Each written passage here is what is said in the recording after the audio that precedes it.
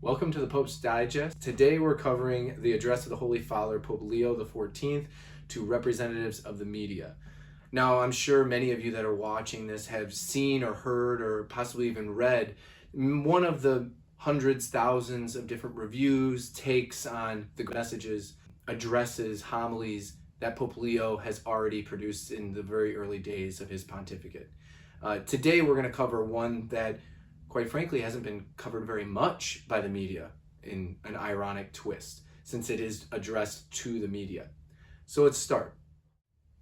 So I just want to start by highlighting this very beginning bit where Pope Leo is addressing the entire group, and he opens with the joke in English, a language that is universally spoken amongst the media, and they have representatives from all over the world, because everybody claps, right? But it's funny because Pope Leo is suggesting, hold your applause. You haven't heard me say anything yet.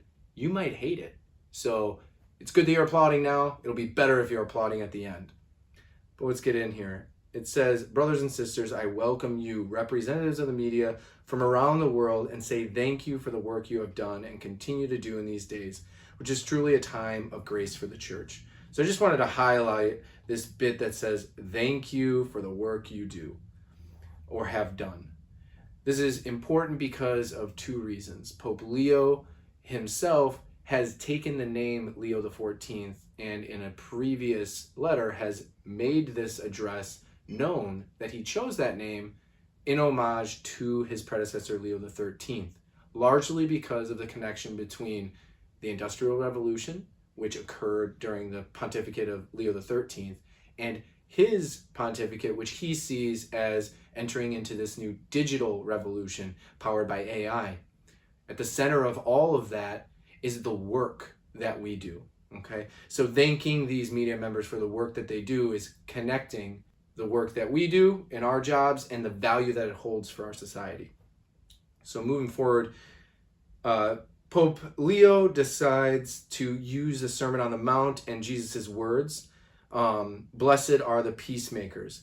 He connects in this section of his address to the media the idea that the work that they do, okay, sharing and disseminating information, being microphones for world leaders, politicians, or religious leaders such as himself, is something that has its basis in peace or making peace.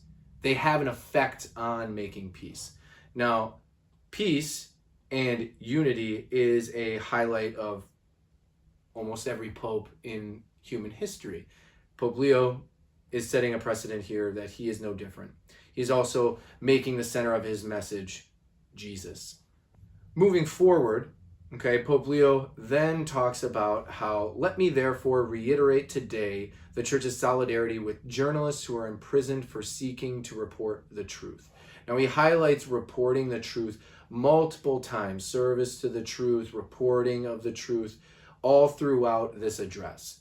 The truth is central to the message he's trying to impart in this address to the world's media, but also to us, all of us at home, all Catholics everywhere, that the truth and discernment of it is an essential component to the life of faith, to the spiritual life.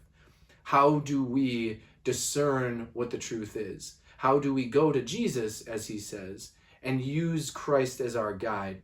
Putting Christ first allows us to discern the truth in a real and profound way. And if we don't do that, it will be quite difficult for us to know what decisions, what actions we ought to do and which we should not. We are living in times that are both difficult to navigate and to recount, which is this challenge that I just mentioned.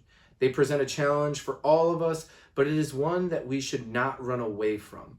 He shows bravery. On the contrary, he demands that each one of us in our different roles and services never give in to mediocrity.